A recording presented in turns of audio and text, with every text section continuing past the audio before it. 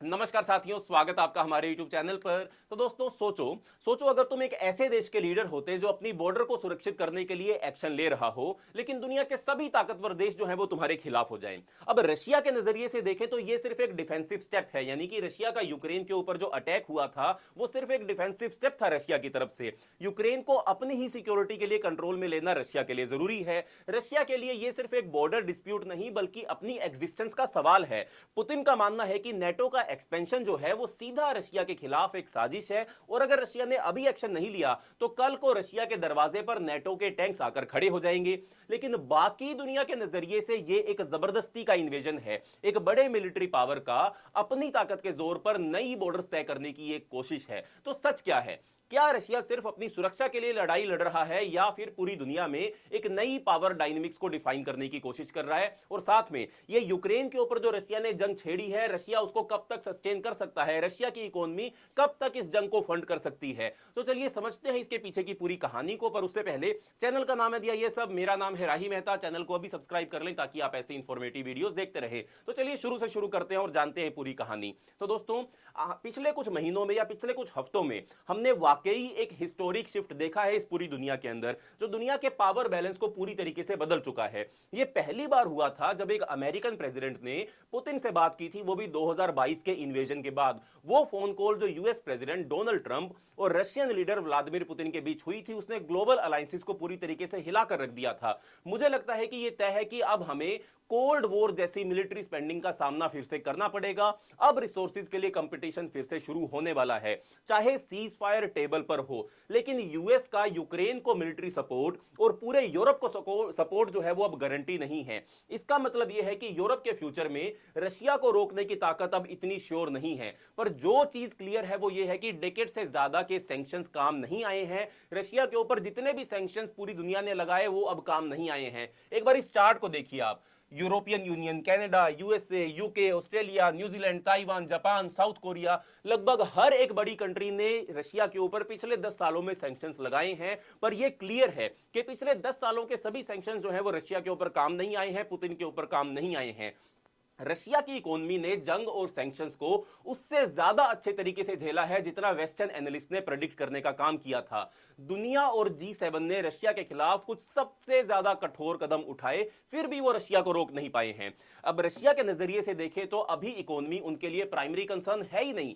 Putin का जो focus है वो इकोनॉमी पर है ही नहीं। अभी पुतिन का फोकस अभी यूक्रेन में अपने लक्ष्य को पूरा करने पर है, और साथ में वेस्ट के साथ टकराव में अपनी जीत पर वो फोकस कर रहे हैं। तो सवाल यह है कि रशिया की इकोनॉमी ने जंग के बावजूद कैसे सरवाइव किया है, और क्या अभी कोई और आखिरी चाल बची है जिससे रशिया की मिलिट्री पावर को रोका जा सकता है? तो दोस्तों, रशिया की जो इकोनॉमी है वो दो चीजों के ऊपर टिकी हुई है। पहली चीज जो है वो है एनर्जी एक्सपोर्ट।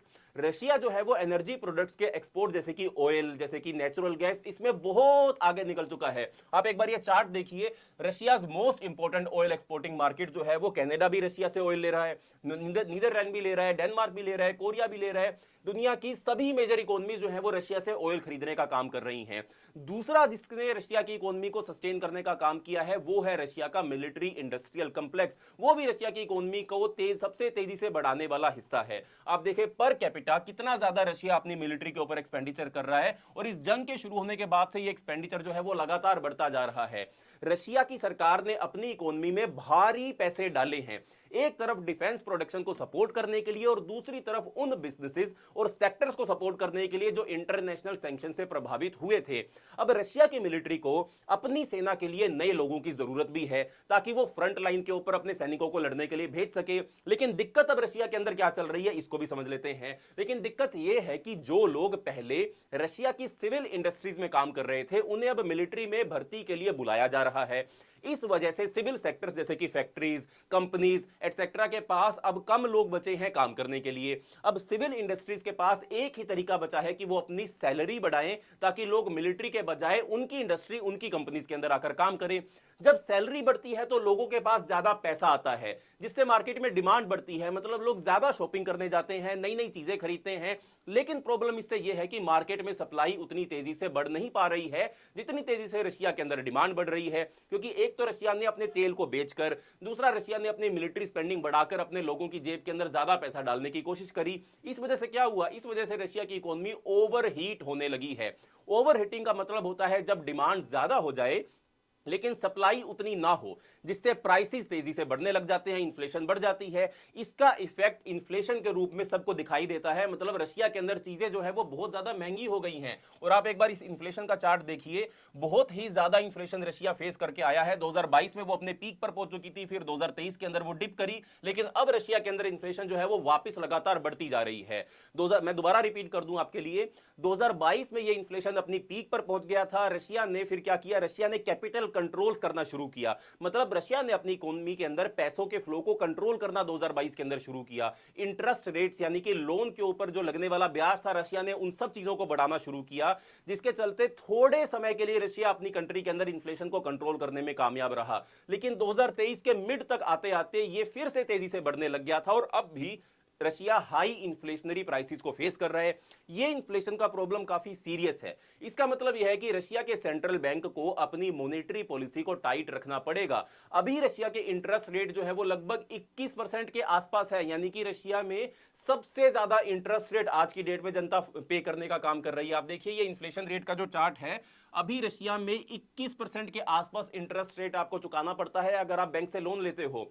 इतने हाई इंटरेस्ट रेट की वजह से प्राइवेट कंपनीज जो डिफेंस सेक्टर से जुड़ी हुई हैं, उनके लिए बिजनेस करना काफी ज्यादा मुश्किल हो जाता है। या फिर जो कंपनीज डिफेंस सेक्टर से जुड़ी हुई नहीं है, उनको बिजनेस करने में और भी ज्यादा परेशानी होती है। इतनी प्रॉब्लम्स के बावजूद रशिया के पास अभी भी काफी फिस्कल स्पेस मौजूद है। रशिया ने, अब देखो ध्यान से सुनना, रशिया ने अपनी स्पेंडिंग काफी ज्यादा बढ़ा भी दी है, लेकिन फिर भी उसका जो डेट है वो ज्यादा नहीं बढ़ा है। इसकी वजह यह है कि रशिया को जो फेडरल रेवेन्यू मिल रहा है वो लगभग उतना ही राशि में आ रहा है जितनी वो खर्चा कर रहा है, जितनी वो स्पेंडिंग कर रहा है। यानी कि रशिया का जितना जो परसेंटेज उसका खर्च में जा रहा है, इस जंग के खर्च में जा रहा है, उतना ही एक्स्ट्रा पैसा जो है वो रशिया इकट्ठा कर पा रहा है। रशिया अपना रेवेन्यू बढ़ा पा रहा है। मतलब रशिया जितना खर्चा कर रहा है उतना ही कमा भी रहा है। इसी वजह से उसका जो फिस्कल डेफिसिट मतलब खर्चा और कमाई के बीच का जो गैप है वो बहुत ज्यादा कम है।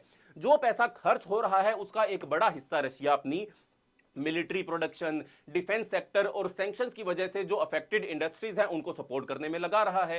लेकिन साथ ही रशिया को ऑयल और गैस के एक्सपोर्ट से अच्छी कमाई भी हो रही है, जो इन खर्चे को बैलेंस करने का काम कर रही है। इसी वजह से रशिया को अपनी इकोनॉमी के फिस्कल गैप को कवर करने के लिए ज्यादा लोन लेने की जरूरत ही नहीं पड़ी। इसका मतलब यह है कि अभी के लिए रशिया की इकोनॉमी अपनी स्पेंडिंग को संभाल पा रही है, पर फ्यूचर में क्या होगा चलो उस पर भी बात करेंगे। पर इसका अभी का मतलब क्या है जो हम बात कर रहे हैं, इसका मतलब यह है कि अभी रशिया के अंदर जो फिस्कल डेफिसिट है वो सिर्फ 3% के आसपास है। अब देखते हैं कि रशिया की जो ऑयल और गैस की है वो कमाई कितनी है, उसके ऊपर भी एक बार नजर डाल लेते हैं।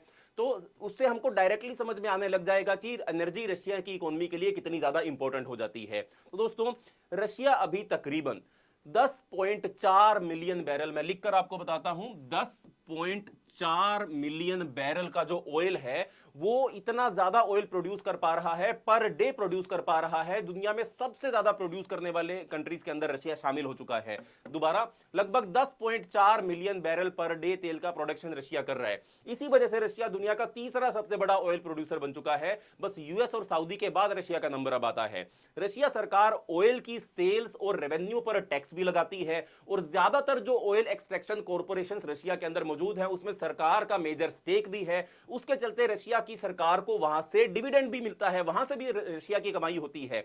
ऑयल के प्राइसेस और सप्लाई की स्टेबिलिटी दुनिया के लिए एक बड़ी प्रायोरिटी है, लेकिन यह रशिया के लिए एक थोड़ा कमजोरी का पॉइंट भी हो जाता है कि अगर दुनिया भर के अंदर ऑयल की सप्लाई, ऑयल की स्टेबिलिटी, ऑयल का रेट अगर ऊपर नीचे होगा तो रशिया को उसका नुकसान उठाना पड़ सकता है। रशियन ऑयल पर रिस्ट्रिक्शंस तभी लगती है जब रशिया के या पूरी दुनिया के अंदर ऑयल का प्राइस जो है वो $60 पर बैरल से ज्यादा हो जाता है। यानी कि जितने भी सैंक्शंस रशिया के तेल के ऊपर लगे हुए हैं वो तभी लागू होते हैं जब दुनिया भर के अंदर जो ऑयल का प्राइस है वो $60 पर बैरल से ज्यादा हो जाता है। अगर उससे कम है तो रशिया को कोई सैंक्शंस फेस नहीं करने पड़ेंगे, रशिया अपना तेल जो है वो कुछ कंट्रीज को बेच सकता है। जब रशिया ने यूक्रेन पर इन्वेजन की शुरुआत की थी, तब सैंक्शंस रशियन ऑयल प्रोड्यूसर्स और फाइनेंशियल इंस्टीट्यूशंस दोनों को टारगेट कर रहे थे। लेकिन ये सैंक्शंस इस तरीके से डिजाइन किए गए थे कि रशियन तेल का प्रोडक्शन जारी रह सके, ताकि एनर्जी प्राइसेस को एकदम से बड़ा झटका ना लगे। डर यह था कि अगर रशियन ऑयल पर ज्यादा रिस्ट्रिक्शंस लगा दिए जाएंगे तो उससे अमेरिका में भी गैस प्राइसेस या दुनिया भर के अंदर गैस या ऑयल प्राइसेस बढ़ने लग जाएंगी, जिसके चलते दुनिया भर की कंट्रीज ने रशिया के ऊपर सैंक्शंस तो लगाए, बट एक सेफ स्पेस छोड़ा ताकि रशियन ऑयल मार्केट के अंदर आता रहे। तो मतलब सैंक्शंस का कोई जो मतलब ही नहीं बचा, सैंक्शंस का कोई असर रशियन इकोनॉमी पर ज्यादा पड़ा ही नहीं। अब ऑयल मार्केट जो है वो दुनिया भर की वो काफी ज्यादा टाइट होती हैं, मतलब अभी कोई भी अल्टरनेट सप्लाई अवेलेबल नहीं है जो तुरंत रशिया के एक्सपोर्ट्स को रिप्लेस कर सके। सैंक्शंस की पावर को लिमिट करने वाली एक और वजह यह है कि ऑयल दुनिया का सबसे ज्यादा ट्रेड होने वाला फंजिबल कमोडिटी है। अब फंजिबल कमोडिटी मतलब एक जगह से रोके तो दूसरी जगह से आराम से इसकी सप्लाई हो सकती है, ऑयल बेचा जा सकता है, रीसेल किया जा सकता है और ट्रेड भी किया जा सकता है। इसका मतलब यह है कि सैंक्शंस और रिस्ट्रिक्शंस को बाईपास करने के काफी ज्यादा मौके रशिया को मिल जाते हैं। अब बाइडन जब अमेरिका के प्रेसिडेंट थे तो बाइडन के ऑफिस छोड़ने के लगभग 10 दिन पहले की बात है, उसने रशिया के शैडो फ्लीट के टैंकर्स पर बड़े सैंक्शंस लगाए थे, जो रशिया अपना तेल वेस्टर्न रिस्ट्रिक्शंस के बाहर भेजने के लिए यूज किया करता था। साथ ही जो रशिया की दो major companies, gas companies, oil companies हैं, उनके ऊपर भी बाइडन ने जाते जाते सैंक्शंस लगा दिए थे। यह बाइडन एडमिनिस्ट्रेशन की कोशिश थी कि यूक्रेन को सबसे बेहतरीन पोजीशन में लाया जा सके और रशिया को कमजोर किया जा सके। लेकिन क्रिटिक्स का कहना यह था कि जो बाइडन ने यह कदम उठाया था वो इतनी देर से उठाया था कि उसका कोई भी असर रशिया के ऊपर नहीं पड़ा।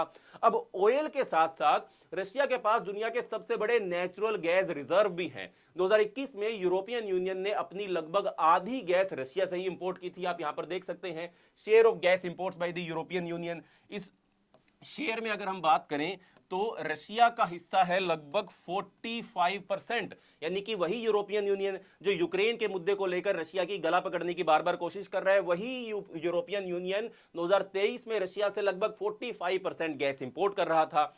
लेकिन धीरे धीरे ये कम, 2021 में इतना इंपोर्ट कर रहा था, फिर धीरे धीरे ये कम होने लगा। 2023 तक रशिया का शेयर 45% से गिरकर 15% आ गया। नॉर्वे और यूएस ने लार्जली ये गैप फिल करना शुरू कर दिया, जिस वजह से रशिया ने अपनी प्राइमरी गैस मार्केट को खोना शुरू किया। फिर भी रशिया ने दूसरे रीजन्स में ऑयल बेचकर बिलियंस ऑफ डॉलर्स की कमाई जारी रखी। मतलब चाइना पहले से ही रशिया के एनर्जी और मिनरल्स का एक बड़ा इंपोर्टर था, और जब से यूरोप ने रशिया की मार्केट को बंद किया अपने लिए, तब से चाइना का रशियन एनर्जी इंपोर्ट बहुत तेजी से बढ़ गया। 2022 से पहले अगर हम बात करें, इंडिया भी अपने टोटल तेल के एक्सपोर्ट इंपोर्ट का 1% ही रशिया से इंपोर्ट करता था, लेकिन अब इंडिया भी अपने टोटल तेल का 35 से 40% जो है वो रशिया से इंपोर्ट करता है। तो share of gas imported by UA, ये भी हमने अभी डिस्कस कर लिया। मतलब इसका मतलब क्या हुआ? इसका मतलब रशिया इन सेक्शंस को बाईपास करने में कामयाब रहा। अब चाइना की करेंसी युआन अब रशिया के लिए डोमिनेंट करेंसी भी बन चुकी है, जिससे रशियंस अपनी खरीदारी करते हैं और इंटरनेशनल पेमेंट भी रिसीव करते हैं। आम लोग भी जो है रशिया के, वो भी अपनी हाउस होल्ड सेविंग्स के लिए युआन का इस्तेमाल कर रहे हैं।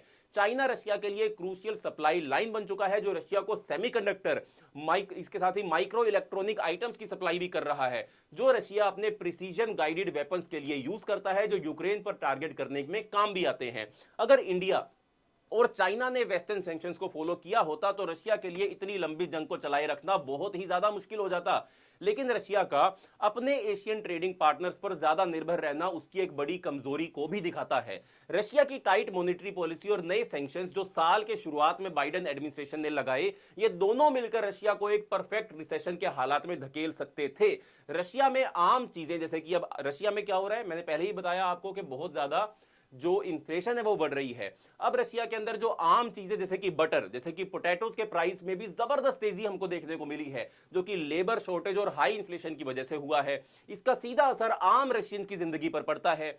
पुतिन को सच में थोड़ा सा ब्रीदिंग रूम चाहिए, थोड़ा सा सैंक्शंस की रिलीफ चाहिए, उसकी जरूरत है पुतिन को, ताकि वो अपनी सीमा को फिर से तैयार कर सके और अपनी पावर को दोबारा से रीग्रुप भी कर सके। अब साथ में ही वेस्टर्न ऑफिशियल्स के हिसाब से 2022 के बाद से रशिया के लगभग 8 लाख सोल्जर्स मारे गए हैं या फिर घायल हुए हैं। यह किसी भी देश के लिए बहुत बड़ा नंबर हो सकता है। इतिहास और लिटरेचर के एनालिसिस से हमको यह समझ में आता है कि बड़े मिलिट्री डोमिनेंट देश सिर्फ तब पीछे हटते हैं जब उनके देश में पब्लिक प्रेशर उनके खिलाफ बढ़ने लगता है, जो मिलिट्री कॉन्फ्लिक्ट को खत्म करने के लिए सपोर्ट में होता है। लेकिन रशिया के पब्लिक ओपिनियन को समझना बहुत ही मुश्किल है। क्यों? क्योंकि रशियन स्टेट अपनी पॉलिसीज को लेकर काफी ज्यादा सीक्रेटिव रहता है। रशिया एक ऑथोरिटेरियन स्टेट है, वहां पॉलिटिकल फ्रीडम नहीं के बराबर है, वहां हंड्रेड्स ऑफ पॉलिटिकल प्रिजनर्स हैं और लोगों को सिर्फ सोशल मीडिया पर कुछ शेयर करने के लिए ही जेल में डाल दिया जाता है। अब जो ऑथोरिटेरियन गवर्नमेंट्स जो अपनी पब्लिक पर मजबूत पकड़ रखती हैं, उनके पास अपनी मर्जी से डिसीजन लेने की ज्यादा छूट होती है और वो अपनी शौक और कोस्ट को इग्नोर करने के लायक भी होती हैं। अभी बैटलफील्ड पर मिलिट्री बैलेंस के हिसाब से रशिया डोमिनेट कर रहा है, तो अभी भी रशिया के पास पीछे हटने की कोई वजह मौजूद नहीं है। तो हालात चाहे रशिया के लिए मुश्किल हो रहे हो, लेकिन असली क्रॉस रोड्स पर यूरोप खड़ा है और यूक्रेन के लिए आगे का रास्ता काफी अंधेरे में हमको दिखाई देता है। यूक्रेन को दोबारा बनाने का जो खर्चा है वो कुछ एस्टिमेट्स के हिसाब से $1 ट्रिलियन से ज्यादा का है। अमेरिका ने कई दशकों तक यूरोप में शांति और स्थिरता की जिम्मेदारी उठाई थी, तो यहां पर अमेरिका के स्टेक्स भी काफी ज्यादा बड़े हो जाते हैं। अमेरिका ने वैसे भी अपने कदम पीछे हटाने शुरू कर दिए हैं, यूरोप को सपोर्ट करना बंद कर दिया है और अमेरिका ने डायरेक्ट कह दिया है कि वो यूक्रेन के इंफ्रास्ट्रक्चर को रीबिल्ड करने में कोई रोल प्ले नहीं करेगा। तब तक नहीं करेगा जब तक यूक्रेन जो है वो अपने रेयर अर्थ मिनरल्स की जो सप्लाई है या उनका कंट्रोल जो है वो अमेरिका के हाथ में नहीं दे देता। तो देखो देखो कोई भी अपने डिफेंस पर ज्यादा खर्चा नहीं करना चाहता है, लेकिन ये अब एक नई रियलिटी बन चुकी है जो हमें फेस करनी पड़ेगी। हमें ये याद रखना होगा कि ये यूरोप का सबसे बड़ा कॉन्फ्लिक्ट है वर्ल्ड वॉर 2 के बाद का। रशिया एक नेबरिंग स्टेट के बॉर्डर्स को दोबारा रीड्रॉ करने की कोशिश कर रहा है। ये वही कंट्री है, या यूक्रेन वही कंट्री है जिसने अपना न्यूक्लियर वेपन स्टॉकपाइल जो था वो अपनी मर्जी से खत्म कर दिया था, जब ब्रिटेन, अमेरिका और रशिया के सिक्योरिटी एश्योरेंसेस जो थे वो यूक्रेन को मिले थे, जो आखिर में पूरी तरीके से इल्यूजन ही साबित हुए। तो ये 21वीं सेंचुरी के लिए, नई दुनिया के लिए एक की मूवमेंट है। सवाल यह है कि दुनिया रूल्स और लॉ से चलेगी या फिर पावर और उसे थोपने की विलिंगनेस से चलेगी। तो देखो दोस्तों, ये सिर्फ एक लैंड ग्रैब की कहानी नहीं है, ये रशिया के लिए अपनी सर्वाइवल की लड़ाई है। पुतिन के नजरिए से देखें तो ये नेटो के एक्सपेंशन को रोकने का एक जरूरी कदम है, लेकिन वेस्ट के नजरिए से एक इलीगल इन्वेजन है जो ग्लोबल रूल्स के खिलाफ है। अब सवाल यह है कि दुनिया को कौन चलाएगा? डिप्लोमेसी और लॉज के माध्यम से दुनिया को चलाया जाएगा या मिलिट्री पावर के दम पर दुनिया को चलाया जाएगा? क्या रशिया अपनी मर्जी थोप पाएगा या फिर वेस्ट अपनी स्ट्रेटेजी से पुतिन को पीछे हटने पर मजबूर करेगा? इसकी आगे के रास्ता तय करने में दुनिया इसका आगे का रास्ता तय करेगी। शांति की तरफ जाएगी दुनिया या एक नई कोल्ड वॉर की तरफ जाएगी, ये तो वक्त ही बताएगा। तो दोस्तों, ये था हमारा आज का एनालिसिस। अगर आपको ये वीडियो पसंद आई हो तो वीडियो को लाइक करें, वीडियो को शेयर करें और साथ में ही चैनल को सब्सक्राइब करना मत भूलें। मिलते हैं अगली वीडियो के अंदर, तब तक के लिए बाय बाय, धन्यवाद, जय हिंद।